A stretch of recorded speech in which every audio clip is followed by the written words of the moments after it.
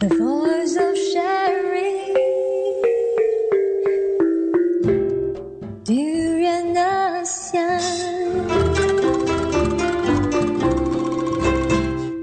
Welcome back again. Today we are going to talk to Adrian Hare. He's the head of department and senior lecturer at Help University. Welcome to Durian ASEAN. Oh, well, welcome. Thank you for inviting me. Yeah, so now we are going to talk about the rise and fall of the English language in Malaysia. And you have been here for quite a long time, so you understand the plights and also the history of the English language in this country. Well, it's true that I've been in Malaysia a long time. I've been here for about 30 years. Before I came here, I worked in other places. But I'm not quite as old as to know the roots of language policy in Malaysia. That goes right back to the colonial era. Mm-hmm. So what were you back then? I mean, 30 years you were here. What did you do? Well, 30 years I've been here. When I first came, I worked for one of the local public universities. I came to work on a materials development project, and also in the setting up of a certificate in TESOL course, TESOL being the teaching of English as a second language. And then after that, I joined another local university, and I was involved in the setting up of the BA, the MA, and the PhD courses. So for a really long time, I was what you might call really a linguistics lecturer. Oh. And then I was offered the opportunity to move across to help to be head of department. So I made the jump. I see. So, but you also been to other countries teaching English as well, right? Yeah, I started out when I graduated from college. I worked in the Middle East. I worked in Qatar for 2 years and Saudi Arabia for a year, and then I was in Singapore for 4 years, and then I came here. I see. So, talking about the English language, what can you say about the English language standard in Malaysia compared to probably Singapore and other countries that you have been with? I mean, for one thing, you have to consider whether English is what technically we would call a second language or a foreign language. If I take a place like when I worked in Doha, when I worked in Saudi Arabia, it's quite clear that quite a lot of emphasis goes into English in schools. And you meet a lot of people whose English language proficiency is quite good. Their spoken proficiency is good, but their written proficiency is not very good. That's because English is basically a foreign language. You don't really find people using it every day for everyday communication. And English is certainly not the medium of instruction in schools, the medium of education. Whereas if you take somewhere like Singapore, of course, Singapore you can't really compare, because the problem there is that Singapore, the medium of instruction is English. So that would mean that everything is done in English. The business is done in English. The administration is in English. So exposure to English is very high. Whereas if you look at a place like Malaysia, for example, then the difficulty with the Malaysian situation is that you've got the rural and urban divide, I suppose I would call it. Because if you're looking for people whose fluency in English is good, you're really looking at perhaps the bigger towns. You're looking at so there's a disparity in terms of the proficiency between those different the town and also the rural areas. Yes, I think that. I think there's no doubt about that. And one of the things that I'm seeing nowadays is that so many young people have left school and come to work in KL, and they are from smaller towns and rural areas, where of course they don't speak English at all. None of their friends speak English. I mean, they understand very basic. They might understand very English basic language, but not. Yeah, they can't speak it very well and at all, actually. And that's not just a case of. I get students like that too, whose comprehension is not very good, they can, because the education system is more exam-based, and with it being exam-based, that means it's more written-based. So when you try to talk to people, they, especially with my accent, they go, huh? Do you check up upper? That kind of thing. So you have to speak Malay with them instead. Well, I wouldn't like to say that I can do that very well, but certainly it leads to some interesting situations because they think that I don't understand and that I can't speak it. It sometimes can be very amusing. I see. The English language in the HELP University. So you teach TESOL to yes, that's right. Yeah. As a language, second language to students who that's right, would be teachers one day. There'll be teachers one day, but not all of them will go into teaching because, as we know from reading the media, employers are getting increasingly concerned about the standard of English or the lack of the standard of English. And so what my experience, not so much in HELP, but previously, because HELP, our program, our bachelor's degree is relatively new, what I find is that employers are quite keen on taking people whose background is in English. They have English language skills, they have communication skills, they have what you might call the soft skills. And employers are increasingly finding that difficult to find. So one of the things that we've done in HELP is that as part of our foundation program and our bachelor's program, we've put quite a lot in there on presentation skills and teamwork skills. So employability skills, I suppose, is what I'm saying. In Malaysia, like English language is considered an economic language, meaning that if you can master the language, you will be doing very well in your career and your future, unfortunately, compared to other countries.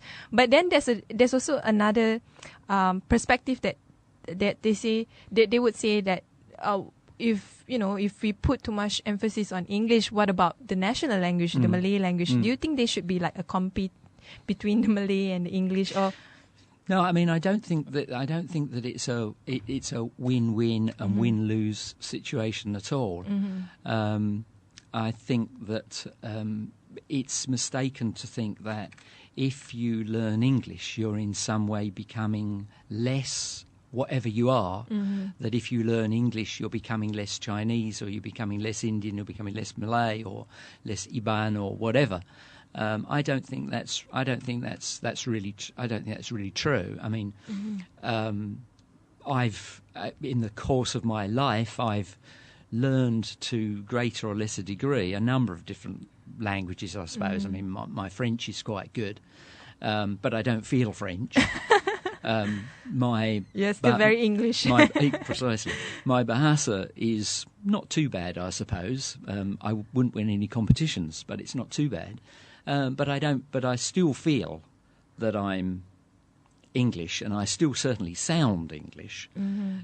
Or sometimes people think I'm Australian. No offence to Australians, but really.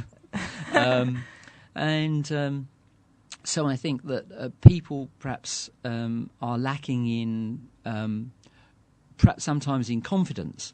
What I used to find among my students is that sometimes those whose whose English language proficiency is good, are in some ways seen as showing off. That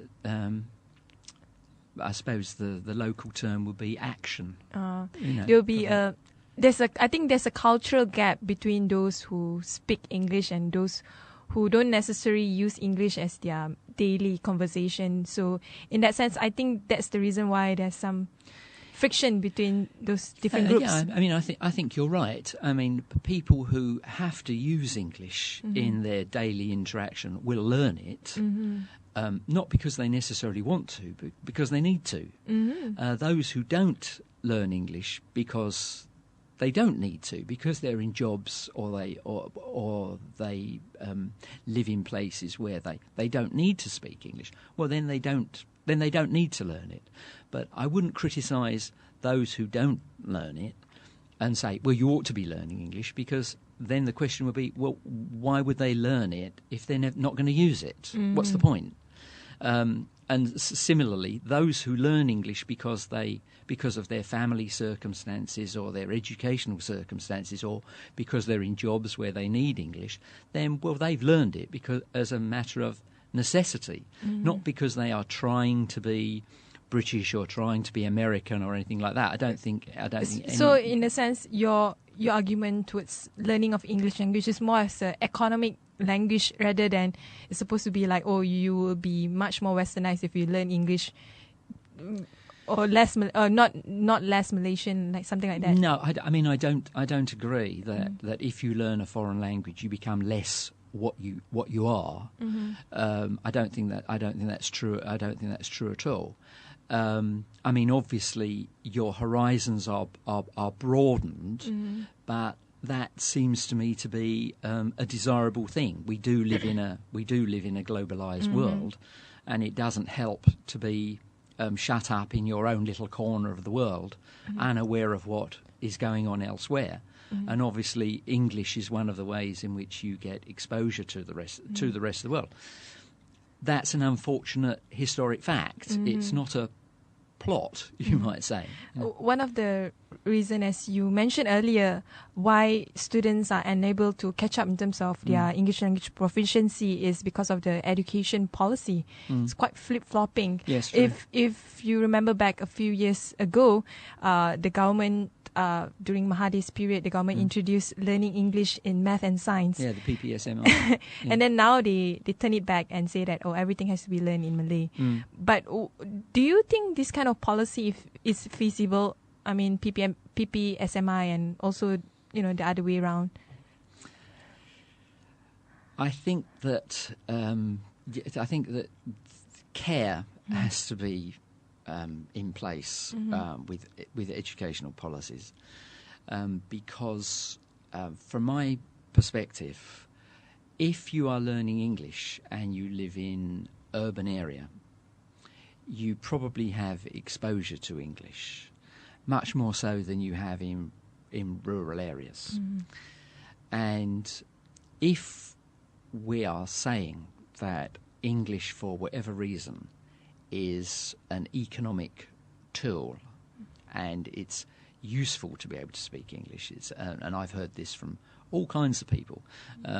The Chinese guy who did the tiling for when we did renovation on the house could speak Cantonese, and he said, I wish I could speak English because it opens up job opportunities for me. So for him it was clearly an economic tool. But what I'm saying is that in rural areas it's highly unlikely. I won't say it's highly unlikely. The opportunities for exposure to English and the opportunities to use English are I would think, extremely limited. So unless you're prepared to accept that those who are in rural areas will kind of necessarily have lower language proficiency than those in urban areas, and I don't think that is what the government really wants, then it would seem to me that the government has got to think of some way of bringing up language proficiency across the country in general. But the learning of English via math and science, I don't think is feasible. This is my personal opinion. I personally believe if you really want to be proficient in English, it should have you should go through a different approach rather than learning it through certain subjects only. Yeah, I mean, I think I would agree, because if I think about my own language learning experience, I don't think that. It's not that I don't think. I know that when I was doing French or whatever in school, nobody was saying, well, you're going to learn French through doing maths and science in class. It was clear that you did French as a subject, and it was very much geared to general language proficiency rather than being narrowly focused, as was tried to do for the PPSMI. But over the years, there have been all kinds of programs and initiatives by the government, by the Ministry of Education, to try to raise the standard of English. But if you look at the history, mostly it hasn't been as successful as the government expected. Partly that's because obviously the number of children in schools has increased immensely. And the school capacity cannot cater towards this number of kids in school. No, I mean, if I remember my history correctly, the Razak report, the famous Razak report, the famous one, said that class size should not be more than 40. I don't think there's such class size anymore, especially. Well, you don't have to go very far. There are schools within a stone's throw of this studio where class size is more than 40. And if you're talking about doing language proficiency, I mean, the way you learn a foreign language is by using it, by speaking it, by interacting. Now, if you've got a class of 40 and a class time of 45 minutes, then it's very, very difficult for the teacher to give each child enough opportunity to speak English and motivate those that perhaps aren't motivated, those that come from English-speaking backgrounds, and there are plenty of them in urban areas. Well, they're okay, they're fine. They get exposure to English at home. They read their Harry Potters and Goosebumps and so on. So they're okay. The concern really is not with them. The concern should be with those that, for whatever reason, don't have exposure to especially English. the rural areas. Especially in the access is areas. A big issue. I mean, I still remember when I was a volunteer in Myanmar. I was just there for 4 months, but I pick up the language quite fast because when you are in a country where you have to force yourself to speak in a language that you don't understand, you actually learn quite fast. You do. And I mean, that's a very good point, because if you look at rural areas, well, why would those children want to learn English? I mean, there's no reason for them to. That's true. Their friends don't speak English. Their teachers, I mean, their friends don't speak English. Even the television programs and other entertainments. Everything is in Bahasa. So there's no motivation. And one thing that I've heard from students in tertiary institutions is they say, well, I wish I'd learned that when I was in school. What they really mean is, I wish I'd paid attention when I was in school and learned that. And so they're playing a catch-up game. I mean, I might be wrong about this, but certainly most tertiary institutions will make their students do English language proficiency courses, because what they've done in school is okay for school, it's okay for your SPM, but once you come to start doing academic courses in English, and once you start doing debates and presentations and so on at university level, then it's clear that students don't really have those skills. But with a class size of more than 40, it's surprising they learn 40 plus. It's surprising that they learn anything really. I'm not sure you're aware that last year our government our government will be having this national economic blueprint. That's right.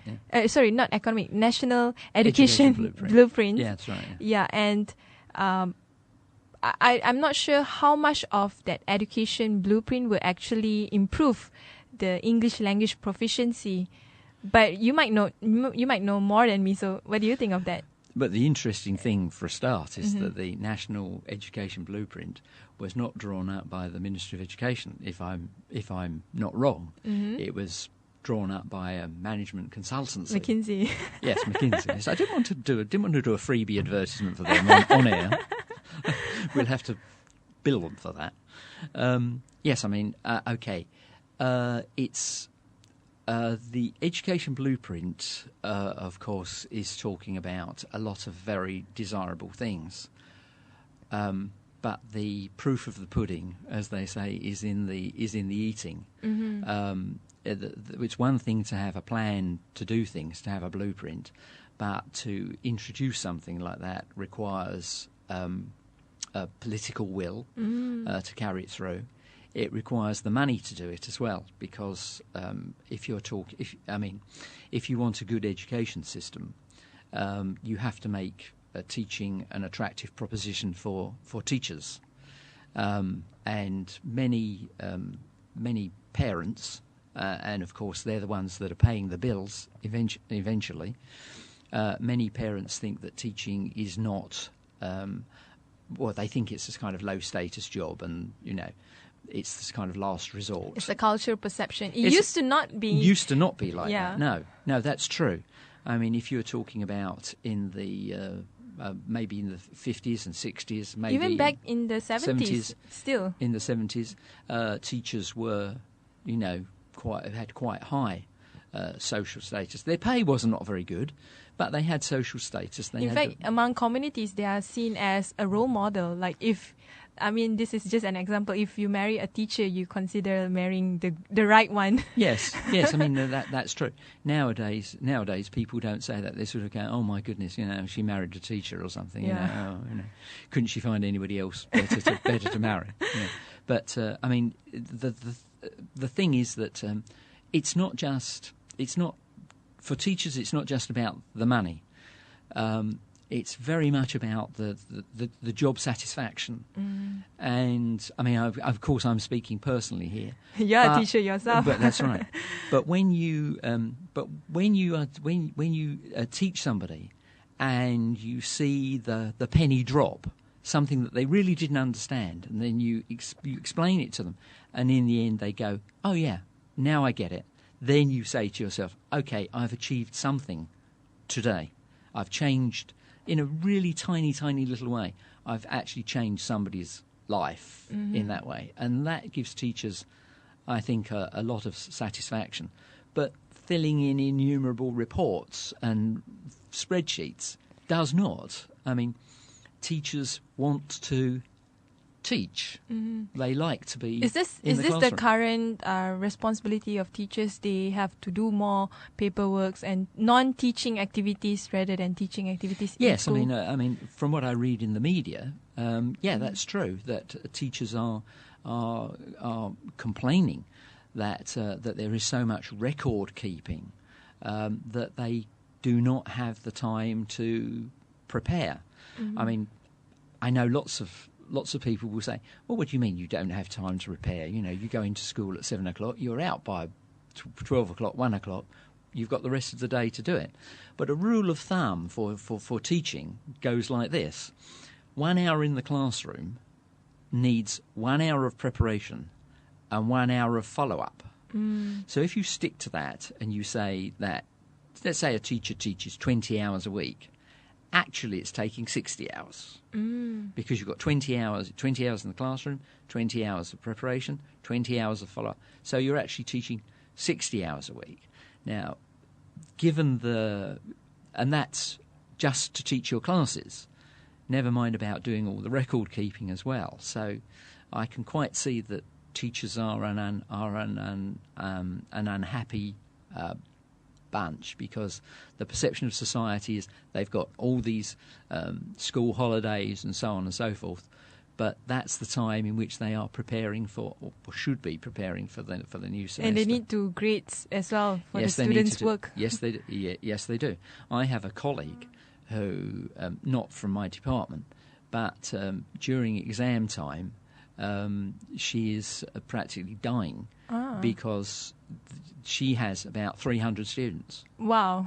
And 300 papers. 300 papers to mark, and that's English, and that's the English language paper.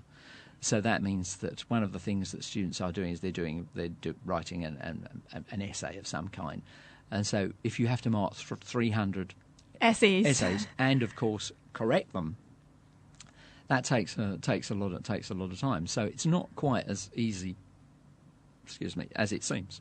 Another thing I'm quite curious because one of the, I would say, the mission or the vision of the National Education Blueprint is to learn from the best education model in the world, and I think one of the best model would be from Scandinavia. But what do you think of the act of, copying models from other countries? Do you think it's feasible, or would it be better to understand what is the real problem of education in our country before we emulate other models? It's not so much the model that's the problem; it's the delivery of the model that is the problem. As far as I can see it, I mean. We don't have to go as far as Scandinavia. We can look at Singapore and look at the conditions that teachers in Singapore work under. Look at what their salary scale is like. Look at what their in-service training is like. I mean, every teacher in Singapore is required to go for about 30 days, I think, of in-service training every year. And if you don't do it, then you are required to explain, show cause why you haven't done it. And of course, you also have a situation in which it's not really fair to compare because Singapore does not have natural resources. It's only got its people, and it has a small population. Well, it has its small population. That has its advantages too. If you're a small country and you're a rich small country, then you've got lots of money to throw at lots of different problems. And if your biggest asset is your people and how well educated they are, then obviously a high priority is going to be high priority is going to be making money available for the education system, which is to an extent true for Malaysia, but because the school population is so much bigger, it requires a lot more money to do that. And I mean, sometimes this is going back some years, but I remember going to a conference in which the speaker was saying that schools should move to doing things online. They should be using the internet. They should be using YouTube. Should be doing all these things. And one of the conference participants sort of said, "Very nice. It won't work in our school." And the speaker said, "This speaker was from Malaysia," and the questioner was from Malaysia, and the speaker said, "Oh, you shouldn't be so negative. I'm sure that it would work in your school." And the member of the audience said, "No, it won't work in our school because we don't have electricity supply." And that was somebody from Sarawak. I see. Oh, yeah. Saying, so there is a question. I mean, if you're taking a country like Sweden and what they can afford to do and what they can do, then obviously you can't really compare the two things. To take the model, yes, but to deliver it means you need teachers as dedicated, as motivated, as well trained as teachers in Scandinavia. We will take a short break, but we will return back more on the history of the English language in this country. The voice of sharing. Durian ASEAN. Hi, we are returning back with Dr. Adrian Hare. It's me. Yeah. So let's talk about the history of the English language in Malaysia or Malaya back then. What was that? What was the English language during the British colonial period? Well, I mean, there was, I think, if I'm historically correct, I'm sure many listeners will be going to your Facebook page and say, he doesn't know what he's talking about. From the way I understand it, there were, during the colonial period, there were two things, really. One was the Straits Settlements, which were Penang, Malacca and Singapore, and the other was the Malay States. The Straits Settlements were really the focus of interest for the colonial government. The Malay states, sad to say, were pretty much left to, you might say, get on with it. I see. And if we look at that period, most of the schools that were established in Malaysia were mission schools. A lot of our great politicians were from mission schools as well, including our Prime Minister Najib. That's true. That's true. Yeah, that's true. They're from mission schools. Mm-hmm. I mean, they still have that prestige name. And interestingly enough, if you take something like Penang Free School, it's called Penang Free School, not because you could go there for nothing, but because it was open to anybody to study there. And Penang Free School was established in something like 1890 something, and if you look back at the history of education in the UK, although people tend to think that Malaysia as a colony was kind of second class, actually not really, because the UK really only had what you might call universal education for children in the late 1800s. I see. So for a place like Malaysia to have the similar kind of thing is really quite surprising. So, I mean, the mission schools would have been Christian schools. Most Christians in Malaysia, then as now, live in. If I'm talking about Peninsula, I'm not talking about Sabah and Sarawak. Sabah and Sarawak. They have a longer history of matter. Christianization. That's a different matter completely. But if you're looking at if you're looking at the Peninsula Semenanjung situation, then most of the mission schools would also have been in urban areas. That's where the Christians live, and the British had a kind of policy. I don't think it was actually a written policy, but an unwritten policy anyway, that the Christian missionaries were not allowed, or perhaps not encouraged, is closer to the mark, to establish schools in rural areas because of religious sensitivities. So mission school was seen as being an agent of Christianization in the past? Yeah, well, rightly or wrongly. I mean, the schools. If we take the La Salle schools, there's another freebie promo for the La Salle schools. the La Salle schools were run by Jesuits. What is that? It's a Catholic order. The Jesuits famously have a saying, "Show me the boy and I'll show you the man." And so for them, education is absolutely fundamental and central to the development of the person, not just academically, but morally, ethically, religiously, I suppose.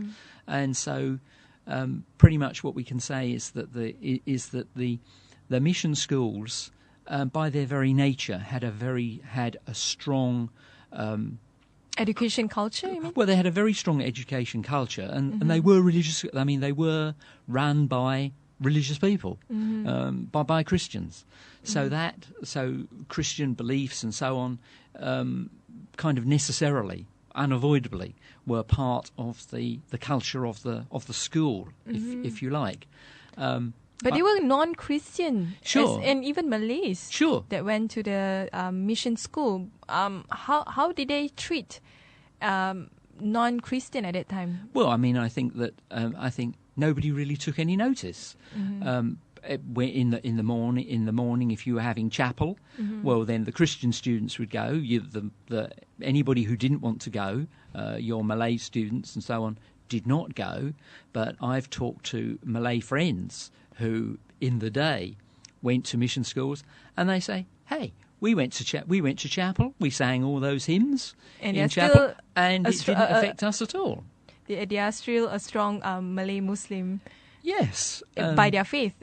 Yes, and I think that I think probably it was. It's had a good effect, because it has, I don't know, open. That sounds so patronising.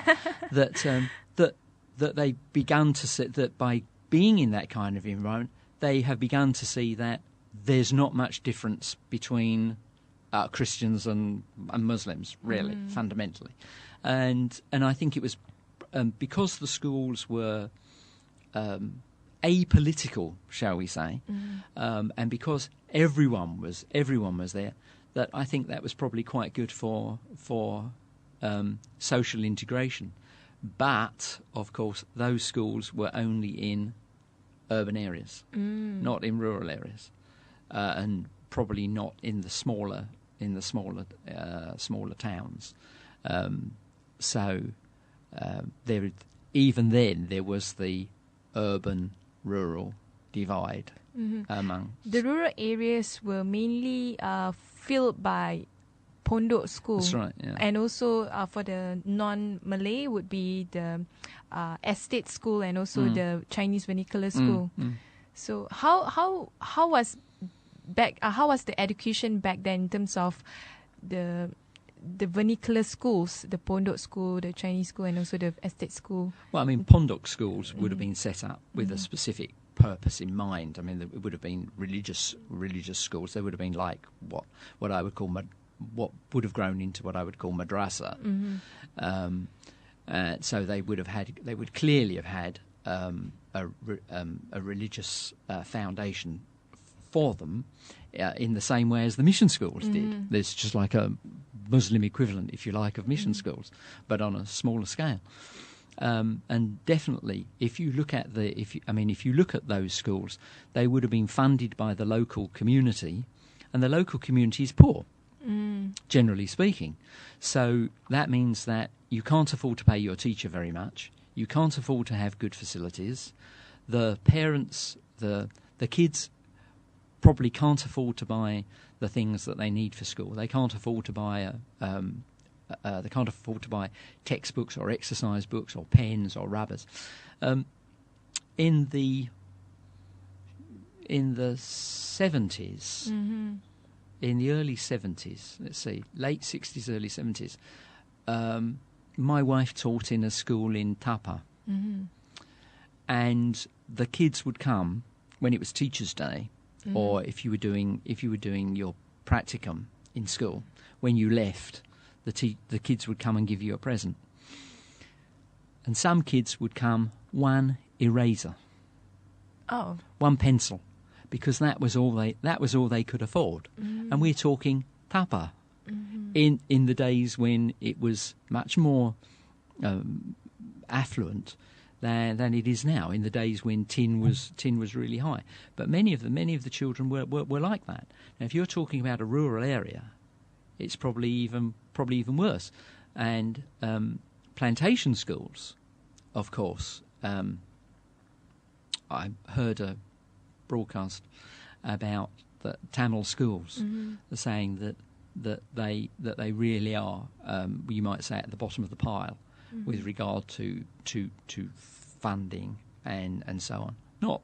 Not from as far as the government is concerned, but just generally speaking, because the people who live there don't have money either. They have enough trouble in living hand to mouth, and the children are very disadvantaged in that sense. So, to get back to your original point, I mean, during the colonial period, I think the colonial government was not really, I won't say not interested in education, but didn't have a proper education policy. They were more concerned with raising civil servants rather than creating a real employment for the whole society. I mean, I think that, to my shame, I have to admit that is probably true. That the purpose of English medium education was to produce civil servants, teachers, and people to work in the economy. But if you can criticise that, but even today, we can say that Malaysian educational policy is largely With the same purpose, you mean? with the same purpose. Yes, why are nowadays the minister and various other concerned parties are saying our education system is producing people who can't be employed, who don't have the skills that are needed. So it's not much different, really, that governments obviously like to have the population employed, otherwise you start to get riots on the streets. So they just want only a sectional population to get employed for certain jobs, not. That's a bit that's a bit harsh. No, I don't. I think that that's probably not true. But the effect of the policy was such that those who had the opportunity to go to school, those who had the opportunity to go to English medium schools, those who stood a chance of being given jobs in the colonial civil service, were those who lived in towns.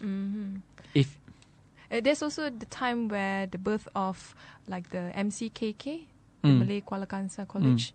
So in a way, they do provide certain schools in the urban areas to fulfill those jobs that they want to be fulfilled. I mean, if you look at the foundation of MCKK. I mean, obviously that was targeted at a very specific and very privileged section of Malay society, and the large majority were still largely left in, you can say, in small kampongs, where of course if you want to establish a school there, where the problem is, again, it's a question of cost. It's a question of can you motivate teachers to go. I mean, even now, if you ask, the government more or less has to force teachers to go and serve in rural areas. And let's face it, nowadays, how rural is rural? Yeah, that's true. In Peninsula. Okay, maybe it's a different matter if you're in Sabah and Sarawak, where you drive to a place and then you get in a longboat and you go up the river for 10 hours or something. That's a different matter altogether. But people are used to being in towns. They like the comforts of towns, and so the situation has not changed much. There were several education reforms that happened in the 70s. How does that impacted the English language proficiency among the rural and urban areas? Well, I mean, I think it had a very great effect on that, because you more or less went from a situation where English was the medium of instruction in schools, and Bahasa was considered to be, I won't say not important, because everybody knew you were using it for kind of everyday communication, to a situation in which to a situation where it was reversed, you might say, that after the Razak report, that it's quite clear that the recommendations from the Razak report were that Bahasa should be used. I won't say exclusively, but almost exclusively, and the English was to be taught as a second language, as a second language, which of course, for many people, it's not a second language. It's a third or fourth or fifth or sixth language, depending where you're from. So at that time, they already suggested to have a single stream school where Malay is taught as the national language and English as a second language. But what about mother tongue language? Mother tongue language, the provision was that if there were 15 students in a school who wanted to be taught in the vernacular language, then provision should be made for that. I mean, I don't think we should be engaged in the business of 2020 hindsight that we're judging what people did at that time by what the situation is like now. I think we have to be kind of more realistic about that. If you're talking about after 69 and the educational reforms that were brought in the early 70s, that was brought in with the intention, I'm sure some people will say with the noble intention, of bringing about national unity. That if everybody speaks the same language, if everybody can converse in the same language, then that will in some way bring people together. It will lead to national unity. Well, so the intention was there. And because of that intention, it seems, to my mind, quite reasonable, really, to emphasise that and not put so much emphasis on the teaching of English. Because at that time, it must have seen that the situation was dire, that there had been riots on the streets, people had been killed. It was a bad time for the country, and so the priority at that time must have seemed to be, well, we need to bring people back together, and learning English is not, it's not a priority. It's not a priority. No, I mean, understandably so. It's easy to say. It's easy for us to sit here now and say, well, you did this in the 70s and look at what the result has been. But at the time, nobody knew that. Nobody knew that. Should we say, in the 70s, were people really talking about globalisation as much as they are now? Probably they were, but just about. But you have to remember as well that in the 70s, Malaysia was still largely an agrarian population. The products. The need for English is not. The need for English was not really there. I mean, because the exports, tin, rubber, palm oil, those were the main things. Malaysia was very much a commodities-based economy. It's only really in the 80s with the industrialisation, with what I might call the Mahathir initiatives. But did Mahathir try to put more emphasis on English? I've heard different stories about that. No. It's a question to you. It's a question to me, yes.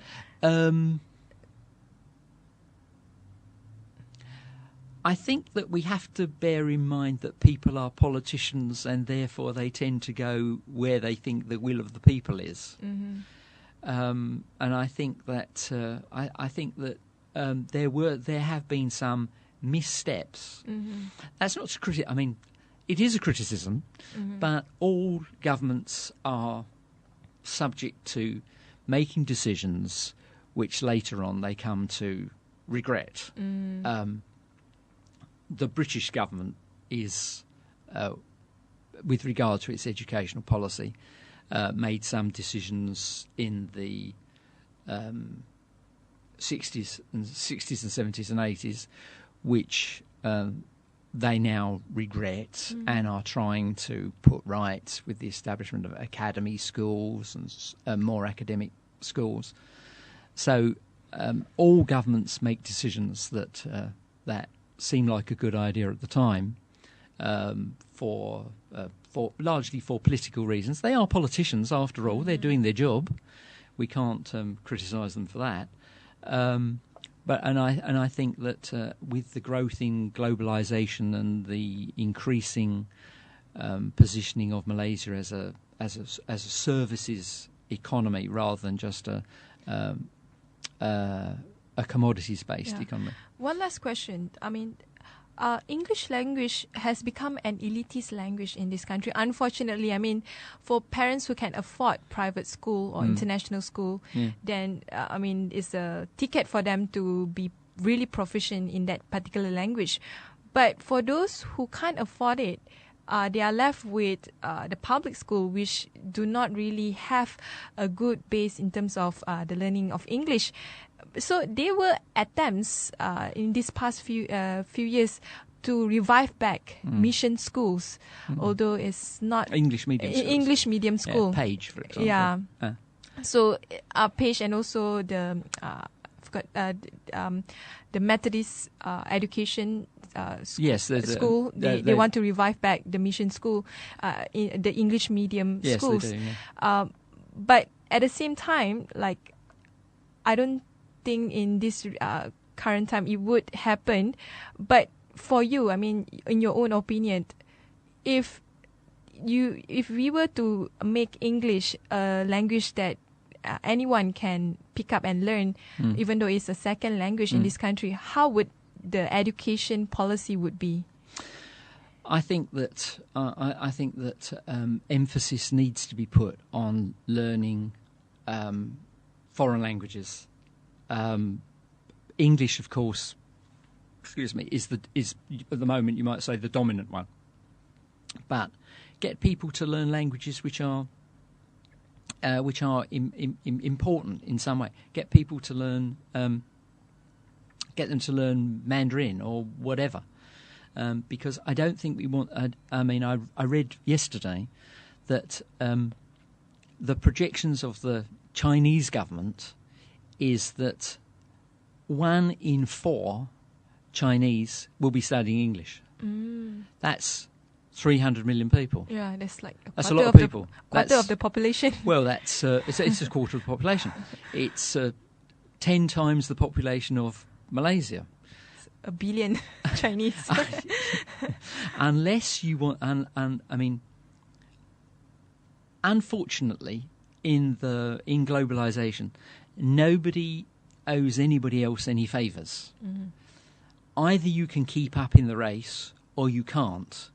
And if proficiency in English is one of the things that helps you to keep up in the race, I'm not saying it's the only thing. I'm just saying it's one of the things. It's one of the things. If it's then I think that that education, not the policy, the delivery of the policy needs to be much more stringent, much more stringent. There needs to be. I mean, I can see moves in this direction that when you select people to go for teacher training, it must be much more rigorous. If you want people to teach English in school, then the person who teaches English should be trained to teach English. I mean, I think that parents would be rightly upset if the person teaching maths in school was not a trained maths teacher, but we have plenty of situations where the person teaching English is the person in the school on the staff who speaks English the best, but they're not necessarily trained to do that. So we need better trained teachers. We need a better delivery system in schools. I mean, in terms of facilities, access to the internet, access to things online. Because what you can't do as a teacher yourself, you can find that online. I mean, I've done that. I do that myself all the time. There are things that come up in class, and I say, "Well, okay, let's look at that. Let's go online about that." So. It's a question of it's a massive problem because there are hundreds of thousands of students. There are tens of thousands of schools. There are so many teachers. To change the course is extremely difficult. I don't envy the government the task of doing this. Not at all. It's a huge task. It's a huge task to sort of reverse back whatever policies that has been done in the past. So the first thing, the hardest step, is to say, well, actually, we did that, and now we think that maybe it wasn't really in the best interest of the country or the people to have done that. And that's the hardest thing is to say, well, maybe we shouldn't have done that. So thank you very much, Adrian Hare, for sharing your thoughts. I think it's very valuable in terms of trying to see the direction of the English language in our country. My pleasure. Thank you for inviting me.